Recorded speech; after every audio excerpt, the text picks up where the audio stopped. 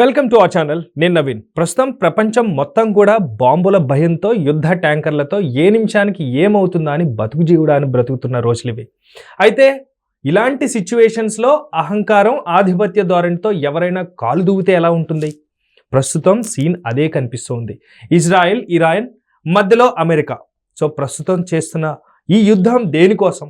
ప్రస్తుతం ఇదే అంశం గురించి మనతో మాట్లాడడానికి సీనియర్ జర్నలిస్ట్ జగదేవ్ గారు ఉన్నారు. సార్తో మాట్లాడదాం. సార్ నమస్తే అండి. నమస్తే అమ్మా. సో ఒక వ్యక్తి అధికార దాహం ఉండొచ్చు, కానీ ఆధిపత్య ధోరణి ఉంటే, అది కూడా ప్రపంచం పైన ఆధిపత్య ధోరణి ఉంటే, ప్రస్తుతం జరుగుతున్నటువంటి సిచ్యువేషన్స్ అన్నీ కూడా బాంబుల మోతతో, ఈ సౌండ్స్తో, యుద్ధ ట్యాంకర్లతో నిండిపోతుందంటే ప్రస్తుత వాతావరణం అదే అంటారు. అదొక్కటే కాదు, ఎవరికి వాళ్ళే మేమే తోపు అనుకోవడం, ఎవరు నువ్వు మాకు చెప్పేది ఏంటి అనుకోవడం. ఎందుకంటే తల్లిదండ్రులు చెప్తుంటే పిల్లలే వినని రోజుల్లో ఒక దేశం వాడు వచ్చి చెప్తానంటే ఎలా అవుతుంది? అవ్వదు. అలాగే ఇక్కడ ఇరాన్ చేసిన తప్పిదం ఏంటంటే, ఇజ్రాయిల్ గతంలో హమాస్ మీద అటాక్స్ చేసినప్పుడు, గాజా అటాక్స్ చేసినప్పుడు ఇరాన్ వాళ్ళకి మద్దతుగా నిలబడి వాళ్ళకి ఉసుగొలపడం, వాళ్ళకి ఆయుధ సామగ్రిని అందించడం, ఆర్థికంగా సహాయం చేయడం చేసింది. సరే, వాళ్ళ మైనార్టీకి సంబంధించో లేదా వాళ్ళ మతానికి సంబంధించో అనుకున్నారు, లేదంటే ఆ సుప్రీం కమాండర్ ఎవరైతే ఖమేనీ ఉన్నాడు, చనిపోయాడు ఆయన. సో అటువంటి వ్యక్తులు ఇట్లా, అలాంటప్పుడు యుద్ధానికి దారి తీసే పద్ధతి లేకుండా చర్చలకు పిలవడం, మధ్యవర్తిత్వం చేయాలి. అలా కాకుండా వెనక నుంచి రెచ్చగొట్ట చేస్తే అవతల వాడిపోతాడు, వీడు సేఫ్గా ఉంటాడుగా. సో అలాగే రెచ్చగొట్టేలా చేశారు. సరే, ఇరాన్ వాళ్ళగే చేసింది అనుకున్నాం. మరి మొన్న పెహల్గాం దాడి ఘటనకి మనకు నిరసనగా ఆపరేషన్ సింధూర్ నిర్వహించినప్పుడు ఇదే ఇరాన్ పాకిస్తాన్కి సపోర్ట్ చేసిందిగా, వాళ్ళు కూడా యుద్ధ సామాగ్రిని అందించింది కదా.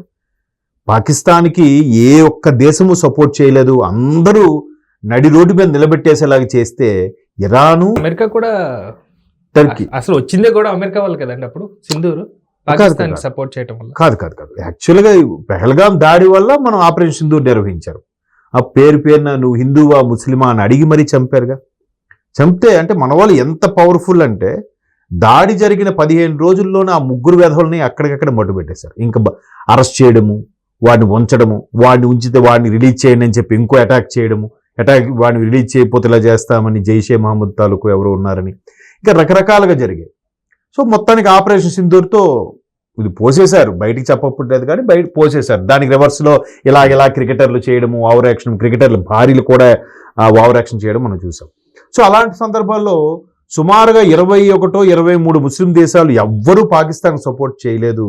ఇరాను, తుర్కియే సపోర్ట్ చేశాయి. మరి అక్కడ ఏమనాలి? సరే, ఈరోజు ఇరాన్ మీద ఇజ్రాయెల్, అమెరికా కలిసి దాడులు చేస్తుంటే భారత్ ప్రధాని మోదీ గారు ఏం చెప్పారు తెలుసా? ఇట్లాంటి యుద్ధానికి దారి తీయడం పరిస్థితులు మంచిది కాదు, ఎవరికి క్షేమంకరం కాదు, కూర్చొని చర్చలు మాట్లాడుకుంటే బాగుంటుంది. అలాగే ఇరాన్, అమెరికా వాడు ఎక్కడెక్కడైతే అరబ్ కంట్రీస్లో, గల్ఫ్ కంట్రీస్లో స్థావరాలు పెట్టుకొని ఇరాన్ మీద అటాక్స్ చేస్తున్నాడో ఆయా దేశాల రాజులకి, ప్రధానులకు కూడా ఫోన్ చేసి చెప్పారు ప్రధాని మోదీ గారు, అయ్యా మీరు కూర్చొని మాట్లాడుకోండి, వద్దు అనవసరంగా అమాయక ప్రాణాలు పోతాయని. నిన్నటికి 80 మంది చిన్నారులు స్కూల్ మీద బాంబు వేసి చంపేశారు సార్. 80 మందిని ఒకే చోట సమాధి చేయడానికి కూడా సిద్ధం చేశారంట, ఒకే దగ్గర లైన్గా. అది సీరియస్నెస్ పెరగడం కోసం, వాళ్ళు దీన్ని ఏమంటారు సార్? కసి రగలడం కోసం. నీత యుద్ధమా? అదే చెప్తాను.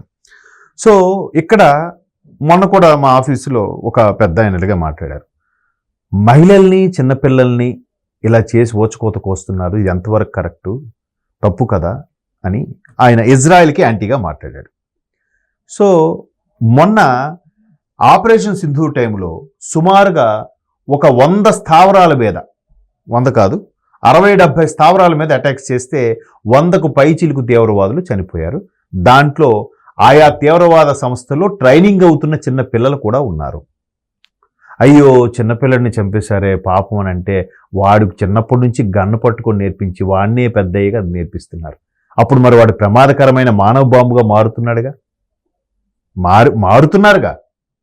మొన్న ఢిల్లీ బ్లాస్ట్ చూడండి, చదువుకున్న డాక్టరే అంత నీచమైన, హీనమైన పనికి పూనుకుంటే మరి మహిళలు అంటారుగా.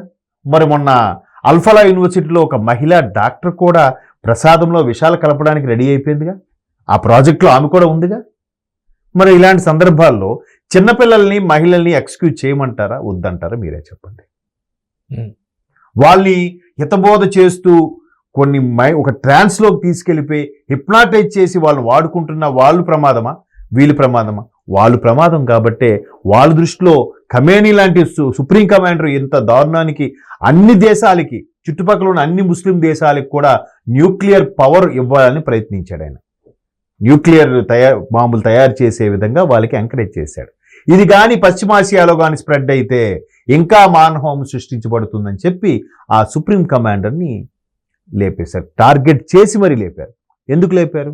ఇప్పుడు బాహుబలి సినిమా ఉంది, అక్కడ ఆ పేరేంటి, ఆ నల్లగా ఉంటాడు ఫస్ట్ బాహుబలి 1లో కాలకేయుడిని ఫస్ట్ చంపగానే మిగతా సైన్యం అంతా వెళ్ళిపోతారుగా భయపడి.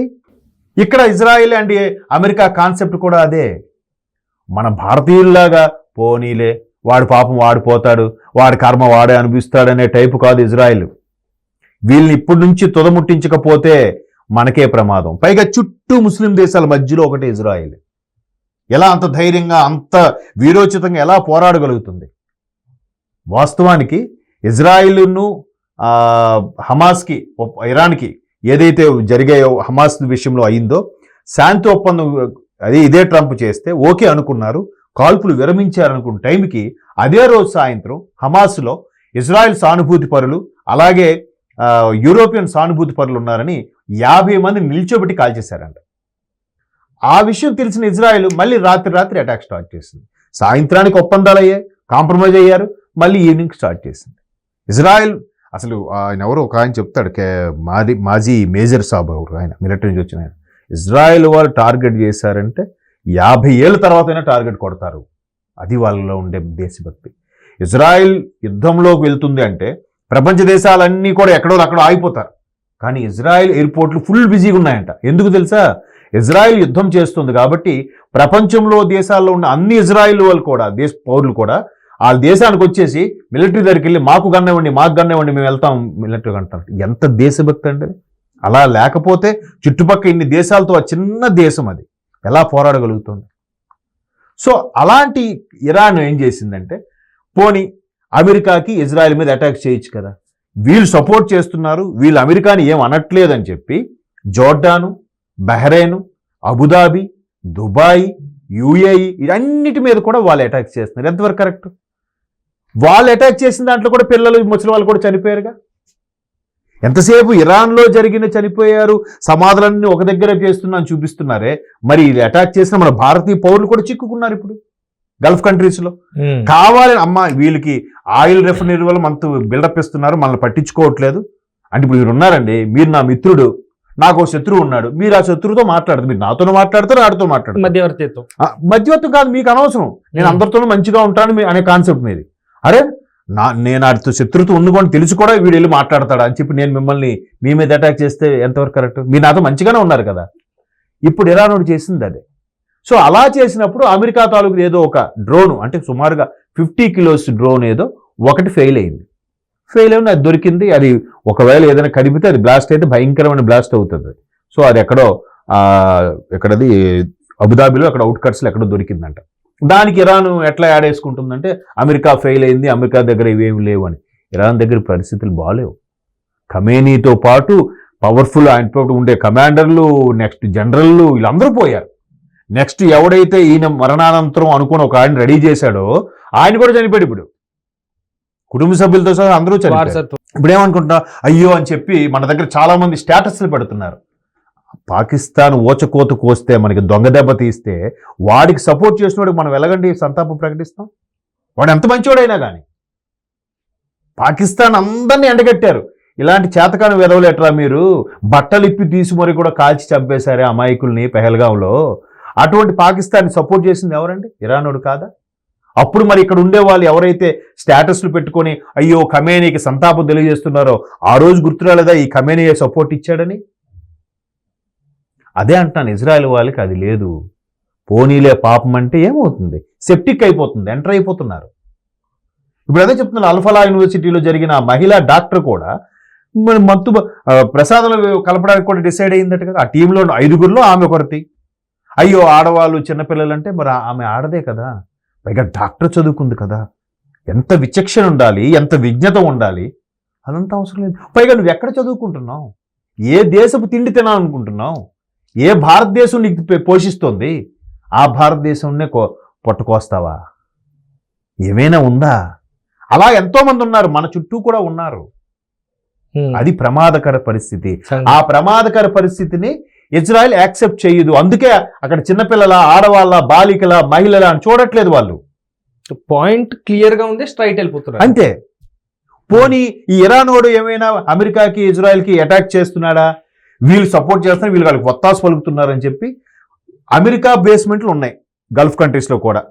సో వాటి మీద చేయొచ్చు కదా, చేయట్లే. ఈ ఆయిల్ రెఫరెన్స్, అమ్మ మేము లేకపోతే ఇది హ్యాపీగా బతుకుతాడా, వీడికి దక్కంది నాకు దక్కకూడదు అనే కాన్సెప్ట్లో అటాక్ చేస్తున్నారు. దానికి కూడా సానుభూతి పనులు మన దగ్గర ఏమంటున్నారు తెలుసా? లేదు, గల్ఫ్ కంట్రీలోంచి వచ్చే ఎయిర్ బేస్ నుంచి మనకి ఇరాన్లోకి రాకెట్లు వస్తున్నాయి కాబట్టి వాడికే, అందుకే మేము కొడుతున్నామని చెప్తున్నాడు. అంటే ఇరాన్కి ఫేవర్గా ఉండే మన దగ్గర కొంతమంది మహానుభావులు.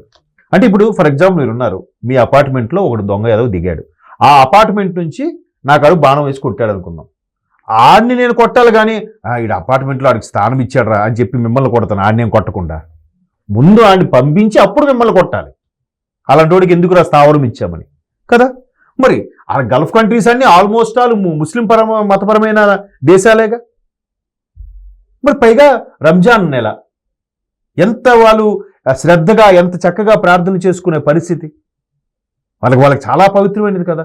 అయ్యో వద్దు, ఇలాంటి వద్దు, శాంతి కోరుకునే ప్రార్థనలు చేస్తారు కదా. ఎక్కడైనా అదే చెప్తుంది కదా, మనిషి పీక్కుని తినమని చెప్తుందా? మరి ఇలాంటి సందర్భాల్లో ఇలా చేస్తే ఎవరిని తప్పు పట్టాలి? ఒకవైపు భారత్ మాత్రం ప్రయత్నిస్తూనే ఉంది, వద్దు వద్దు చర్చలకు పిలవండి అని.